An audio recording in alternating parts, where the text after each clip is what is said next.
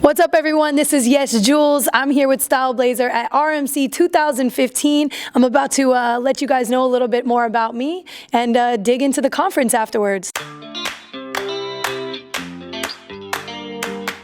I'm Denise Rodriguez. So, congratulations on all your success. You're literally never not working. Yeah, it's amazing. You have thing. so many things going on. You have the campaign with T-Mobile, Survivor's Remorse. First question, we're gonna start with fashion. So, what's a style blazing trend that you see right now this year that you're obsessed with? My own swag, I guess you could say. Like the whole, I see a lot more girls being cool with like being comfortable, like the comfy girl swag. So that's more and more in trend, especially this year, and I love it. I love what people in New York are doing, like public school, you know, those brands that are really like taking high-end fashion and mixing with the high lows. Like I love, that's what's going on right now, I think, in today's culture, is we're mixing the high lows. Like we're wearing, you know, like Off-White is one of the best brands out, and Virgil's really taking that streetwear swag up to the top, and people are noticing it, and you'll see like 50-year-old women walking around and they're wearing loose baggy tees with like cute straight jeans and sneakers, and it's really cool.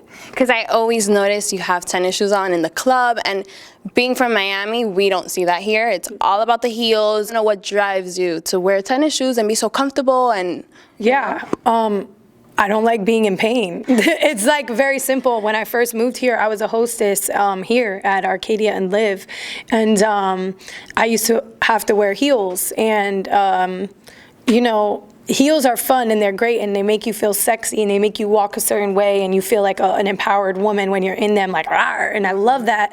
But then once you are required to wear them and you have to wear them like 5 nights a week, you begin to like resent them. And I think that that's what happened with me, and I was just kind of like, I'm not a fun, happy person in these shoes, so I don't want to wear them anymore, like ever. And I think, you know, they wouldn't even let me come to work or the club with sneakers at first, and then I pretended like I broke my toe, and yeah, that's a true story. What's a piece of clothing that you would wear for the rest of your life? A hat. Really? Like this hat. Why? Because it's quick, it's cute, it's fun, and you don't have to worry about your hair. Like it's, you know, like I like to try to minimize fidgeting and worrying about things as much as possible so that I could shine how I know I can best. And that's like entertaining people, carrying conversation, and those things that we do to ourselves where we're uncomfortable, or our skirt is too tight, or, you know, we got to worry about our hair and reapply our lipstick. All those things kind of take away from the main goal at hand, which is like, be the best you can be, you know. So I just try. But I mean, and there's nothing wrong with girls that love to get dressed up and apply their lipstick every hour and like whatever. It's just not, I'm not attentive to those kinds of things. Like I'd rather be like in the mix, you know. What's the best fashion advice that you've learned, or secret? Less is best. And so I have a stylist now just because I don't have much time to shop these days. So she'll grab looks for me, and when I'm out on my own grabbing stuff, she'll say less is best.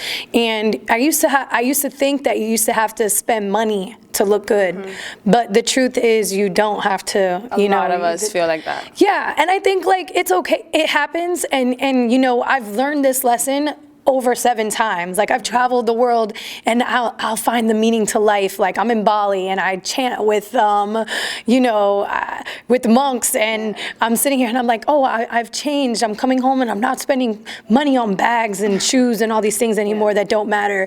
And then, you know, like 3 months will go by and I'll keep it very light, and then next thing you know, I'm right back in the Webster, like trying to stack up, and then you know, you do your taxes, and then you're like, what did I spend on clothes this year? This is crazy. I thought I learned my lesson in Bali, and you have to kind of like bring yourself back down. And you know, so I think bringing yourself down and just knowing like you are wearing the clothes aren't wearing you. So that's important. Well, congrats on your Survival Remorse. You're on the season 2. You did amazing. Thanks. Did you watch it? Yes, I watched it. You did really good. I'm not gay, by the way. No. Well, we're gonna get there. We're gonna get there. But did LeBron cast you himself? I know you guys are close. So no, he is a producer of the show, but obviously he's a very busy guy, so he's not like so active with the so casting active and stuff? with the casting and whatnot. Maverick, however, is more on top of it, Maverick Carter, and he's kind of like a mentor to me. And he wrote me one day, and he's like, "Hey, I think we might have." Well, first of all, I'm very aggressive, so as soon as I heard that they had a show, jumped I was on like, it. "Well, you just let me know." Like, I even suggested to them, I was like, "Oh, I read the script. I see that like Cam's sister is a lesbian." I was like, "I could be a girlfriend one day." Did not think that that was the role they were actually going to give me. Right. Next thing you know, like 6 months down the line, these things take a long time to develop. Of course. They hit me like, "Yo, I think we got something for you," and I was like, "Whatever it is, like I'll do it. Like let's go. I'm ready. I can act. I swear." And yeah, I read the script and I was like, "Oh, so you guys are just trying to block my love life for the rest of my time here on Earth. Oh, everybody's gonna see this, and no guys are gonna ask me out." And they were like, "Hey, you said you wanted it, so you know." Well, you seem very comfortable. Was that the first time you've kissed a girl? Nah. So you kissed a girl and you like it? Oh, she's good. This one, she's smooth. I think like whatever. I think fun. people It's are just beautiful, and I like to have fun. So if an opportunity presents itself and I like it, then I'm there for it. Of course. And which one do you like better? Do you like acting better? Do you like DJing? Like, do you have a preference for any? I really like acting, and I'm going to definitely start moving more into that realm, especially 2016. I went to school for broadcast journalism, and not a lot of people know this, but I did like drama, musical theater. I mean, I can tell. The Caterpillar and Alice in Wonderland and Lucy and Charlie Brown, the musical, and like all these things. So it's really exciting that I'm getting to circle back to that now after, you have to make money when you get out of school. So parties was the easiest way for me to do that. Is there anything in the works for another TV appearance or something? Yeah, there's a lot in the works. Hey, that's exciting. Okay. It's very exciting, yeah. So definitely more with LeBron and his camp, and more with a lot of other people. Okay, and your T-Mobile campaign, I saw that as well. That was very cool. What did you like most about partnering with T-Mobile? I think it's really cool that I really like partnering with brands that understand why they're hiring me. A lot of brands, they'll reach out to an influencer and then tell them what to do. Yeah. And it's kind of like, well, I know what's cool, and you like me for being who I am, so you're hiring me for that, so you should probably just let me do my thing. And a few brands actually do that, and T-Mobile's one of them, Beats is another one, Viber's another one. Brands that really just get it and outsource and let people be creative as they should be, I love that. What's the craziest thing you've done in a commercial? I mean, man, we jumped out of the plane.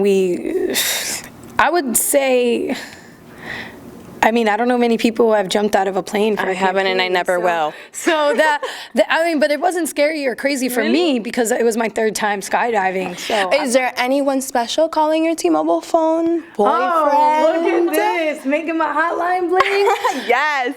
Oh, nah. No? No. You're too focused right now? Yeah, guys need a girl who's gonna make them feel wanted or needed, and I don't really have time to like want or need anyone. It takes a lot. Except for my team. I blow up their phone, they make my hotline bling.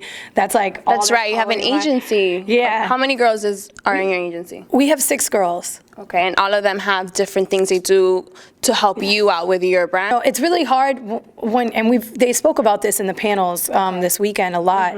Kind of, when you have a brand, it's like your baby.